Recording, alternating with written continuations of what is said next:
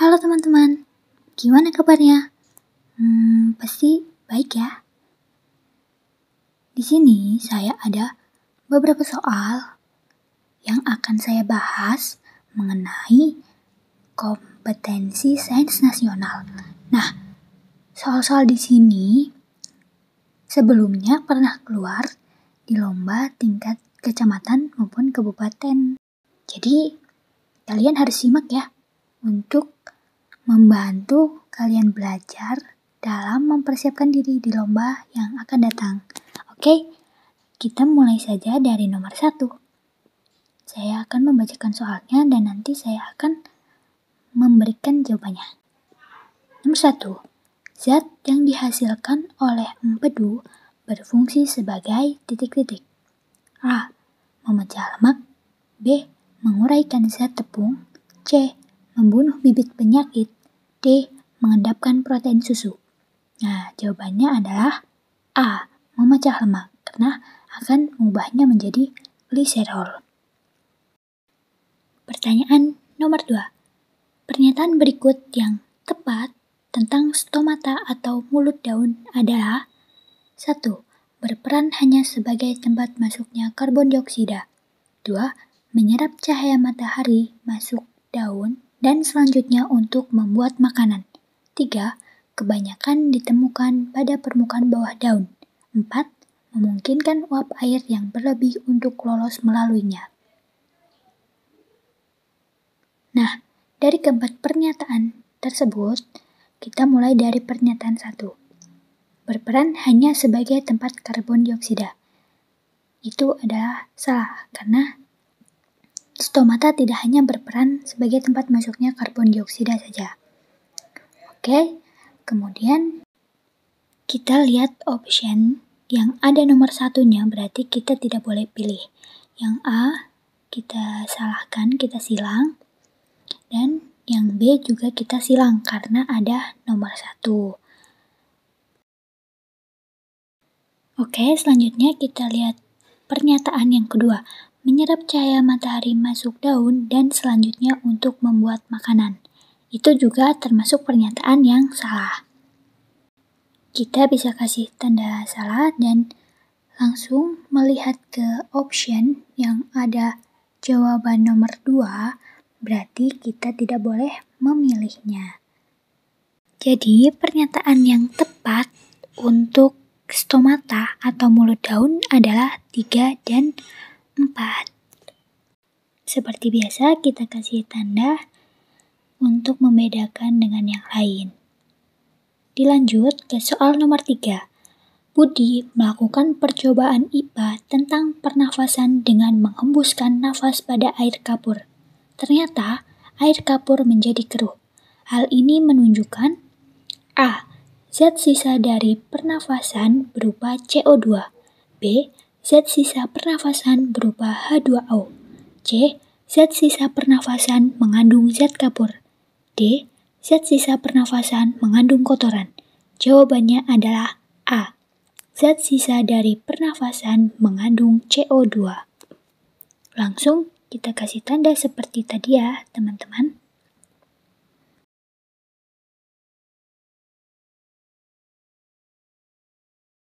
Baik, langsung saja dilanjut ke soal nomor 4. Jika kamu mengamati gejala berikut ini, maka kamu simpulkan bahwa tanaman yang kamu amati sedang mengalami pertumbuhan.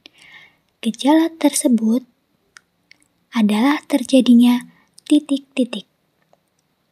Pertumbuhan. Teman-teman ingat ya, pertumbuhan itu adalah proses bertambahnya jumlah dan ukuran. Setelah itu kita lihat option yang mengandung makna pertumbuhan. Yang A. Perubahan warna daun. B. Perubahan warna bunga. C. Perubahan warna buah. D. Perubahan ukuran buah. Seperti yang saya jelaskan tadi, bahwa pertumbuhan itu proses bertambahnya jumlah dan ukuran. Berarti jawabannya adalah D. Perubahan ukuran buah. Mengapa? Karena option A sampai C hanya mengubah warna, tidak mengubah jumlah ataupun ukuran dari tanaman tersebut. Oke, kita lanjut ke nomor 5. The place where an organism lives in community is it. Nah, artinya the place, tempat where an organism lives, berarti tempat hidup suatu organisme in community, dalam suatu komunitas, adalah dinamakan yang A, biotic factors, faktor biotik, yang B, density atau kepadatan, C, habitat, D, niche. Nah, jawabannya adalah C, habitat, karena habitat adalah tempat hidup suatu organisme dalam komunitas. Oke, langsung saja kita tandai. Jawabannya C. Kita lanjut ke nomor 6. Kegiatan melestarikan sumber daya alam yang semuanya benar adalah A. Reboisasi, penanaman sejuta pohon dan peladangan berpindah. Reboisasi sudah betul, penanam sejuta pohon juga betul, peladangan berpindah ini salah karena akan menyebabkan erosi. Jadi yang A, opsinya salah.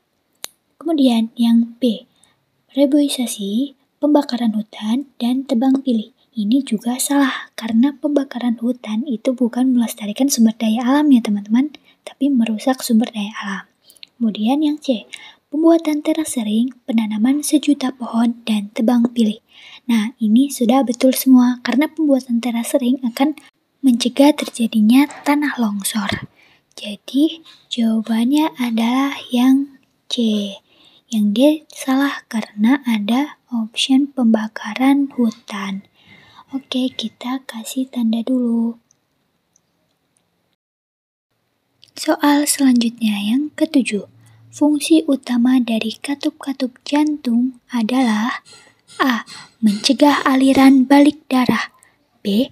Membagi jantung menjadi 4 bilik, C. Mengendalikan volume darah meninggalkan jantung, D. Mengendalikan volume darah yang masuk jantung. Jawabannya adalah C.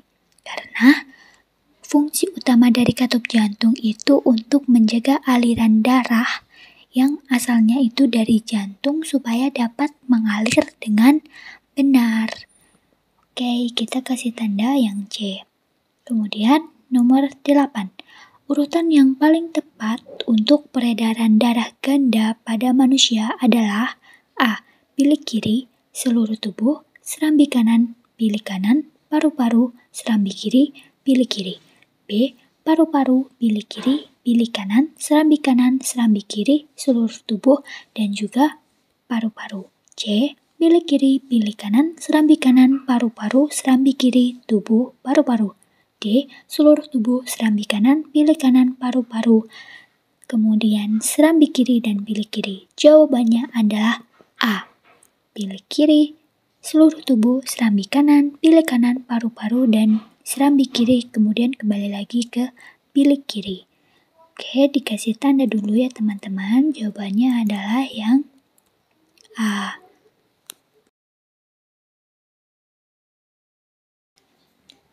Soal selanjutnya nomor 9. Pernyataan di bawah ini yang salah adalah A. Orang di bumi tidak dapat melihat planet Mars pada tengah malam. Salah ya, karena orang di bumi justru bisa melihat planet Mars pada tengah malam. Yang B. Periode revolusi planet Venus kurang dari 365 hari. Nah, ini betul ya, karena periode revolusi planet Venus itu jumlahnya 225 hari. Oke, yang C kita lihat. Jarak planet Mars ke matahari lebih dari 150 juta kilometer. Betul ya, karena jaraknya itu mencapai 227.943.824 kilometer. Kemudian yang D, periode rotasi suatu planet tidak bergantung pada jaraknya ke matahari. Betul, karena periode rotasinya itu bergantung pada jarak orbit dan juga kecepatan planetnya. Kemudian soal yang terakhir nih teman-teman. simbiosis antara jamur dan ganggang pada lumut kerak termasuk simbiosis A. Parasitisme, B. Komensalisme, C. Mutualisme, dan D. Netralisme. Jawabannya adalah C. Simbiosis mutualisme. Kenapa? Karena ganggang dapat berfotosintesis menyediakan makanan untuk ganggang sendiri dan untuk jamur.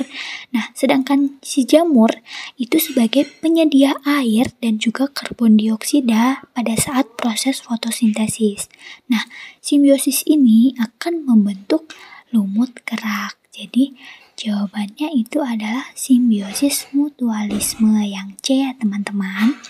Nah, teman-teman, mungkin untuk sekarang kita bahas 10 soal terlebih dahulu.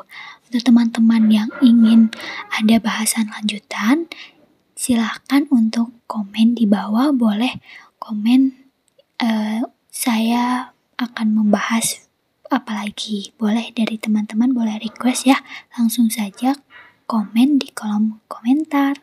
Baik, untuk sekarang cukup sekian, terima kasih. Sampai jumpa. Jangan lupa belajar ya teman-teman. Semangat!